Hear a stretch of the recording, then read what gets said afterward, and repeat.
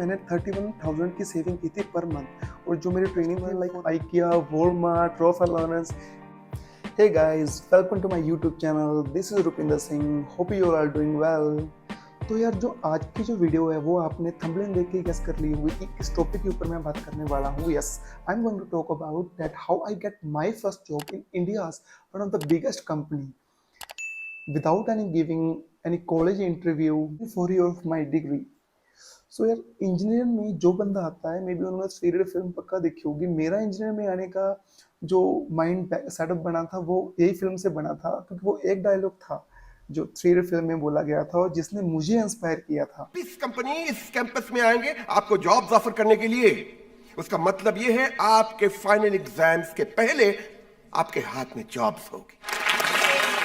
तो ये वाला डायलॉग सुन के तो यार अलग ही रौनक आई थी ना फेस पे, यार कि यार कुछ तो करके दिखाना है लाइफ में। तो यार मैंने अपने टाइम पे टेक्सटाइल ब्रांच चूज़ की थी जब मैं कॉलेज में एडमिशन लिया था। तो जो भी बंदे टेक्सटाइल फील्ड में स्टडी करते हैं ना, उनका जो ड्रीम जॉब होती है वो 4-5 कंपनियों में मेन होती है, लाइक वर्तमान, वेल्सपन, ट्राइडेंट, अरविंद, रेमंड्स।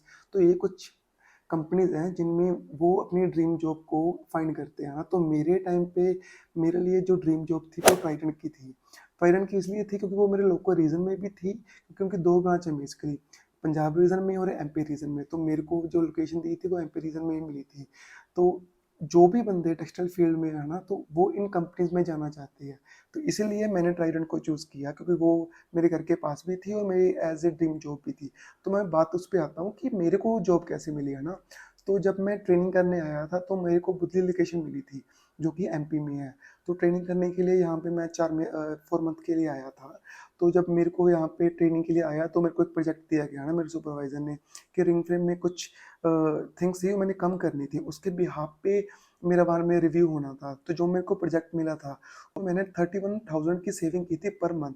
और जो मेरी ट्रेनिंग थी 4 मंथ, तो 4 मंथ में मैंने टोटल अराउंड 1,20,000 रुपीज़ सेव किए थे कंपनी के लिए।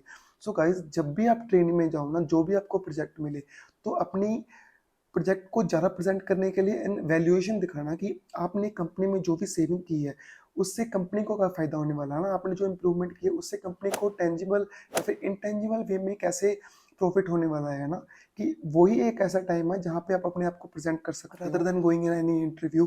क्योंकि उसके उस टाइम पे आपके पास नॉलेज आई थी गाइस, कि आपने कुछ सीखा, उसको इम्प्लीमेंट किया और आपने सामने वालों को दिखाया। क्योंकि वही बंदे हैं जो आपको हायर करना चाहते हैं, जहाँ करने वाले हैं, क्योंकि उनको उन्हीं को आपका पोटेंशियल दिख सकता है, तो वो आपको रिकमेंड कर सकते हैं। तो मेरे केस में भी गाइस ऐसे हुआ था।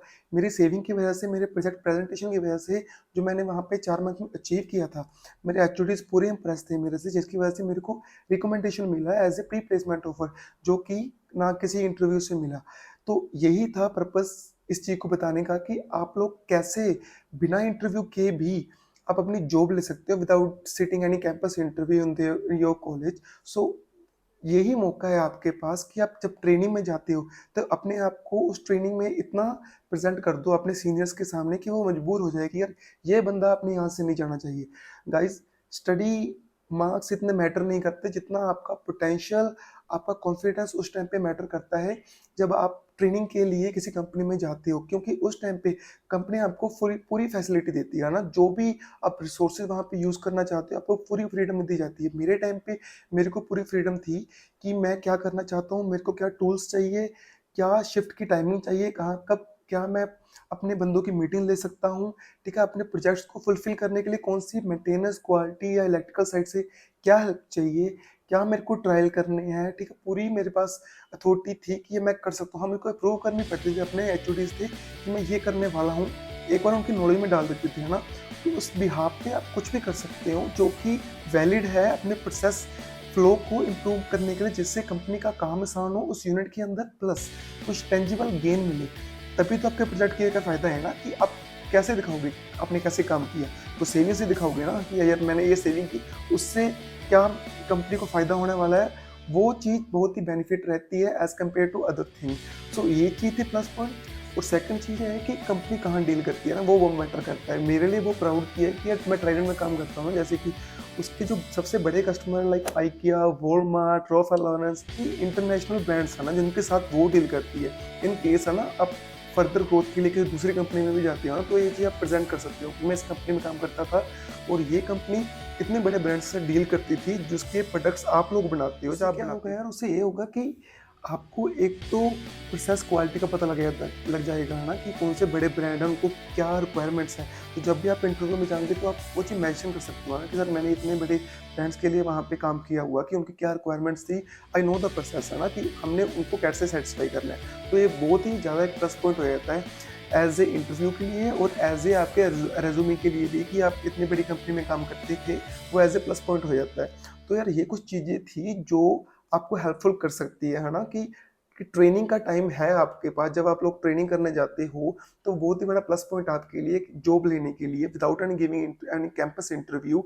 तो जब कैंपस इंटरव्यू जाते हैं वो तो एक अलग प्रोसेस है, वो आप सभी जानते हो कि टेस्ट होता है, शॉर्ट लिस्टिंग होती है, उसके बाद इंटरव्यू होता है, फिर कुछ सिलेक्टेड बंदे ही वहाँ पे जाते हैं ना, तो कॉम्पिटिशन का थोड़ा कुछ ज़्यादा हो जाता है वहाँ पे। पर यहाँ पे जब आप एज ए ट्रेनिंग आए हो तो आपके पास चांस है गाइस, विदाउट इंटरव्यू दिए बिना आप कैसे वहाँ पे जॉब ले सकते हो, है ना।